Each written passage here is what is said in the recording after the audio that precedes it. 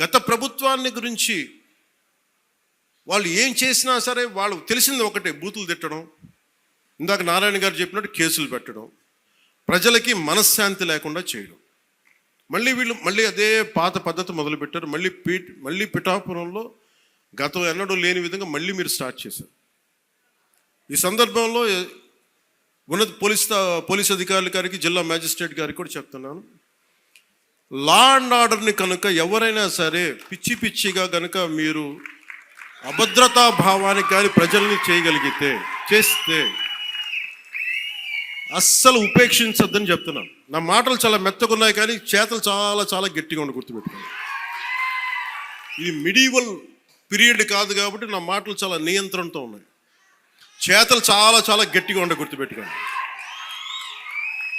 అందుకని మీరు రాజకీయ పరంగా ఏదైనా చేద్దామంటే సంతోషం, అది మీరు ఒక విమర్శ చేయండి, ఇక్కడ అభివృద్ధి బాగలేదు, ఇంకోటి బాగలేదు. కానీ మీరు కులాల మధ్య మతాల మధ్య గొడవ పెట్టేద్దాం అనుకుంటే వాటిని మెరుకు నేను వ్యక్తిగతంగా చాలా పర్సనల్గా తీసుకుంటాను. ఎందుకంటే I believe firmly in the foundations of our constitution. నేను రూల్నే మాట్లాడతా, రూల్నే అప్లై చేస్తా. అది దయచేసి ఉన్నతాధికారులందరూ, అది మీరు కలెక్టర్ గారు కావచ్చు, ఎస్పీ గారు కావచ్చు, మీరు ప్లీజ్ అది మీరు చాలా ఫర్మ్గా అప్లై చేయండి. అది నేను స్వయాన ముఖ్యమంత్రి గారే మేము తప్పు చేసినా మాకు కూడా అప్లై చేయండి అని మేము శాసనసభలో చెప్పి we are bounded by that word.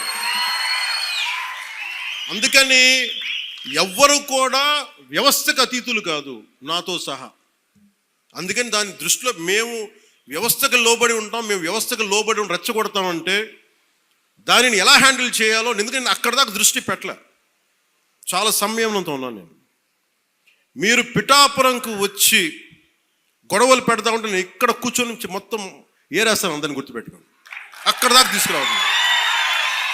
తల్లి బిడ్డ న్యాయంగా పోదాం, తల్లి బిడ్డ న్యాయంగా పోదాం. మీరు ఒక మాట అనండి, నేను తీసుకుంటా.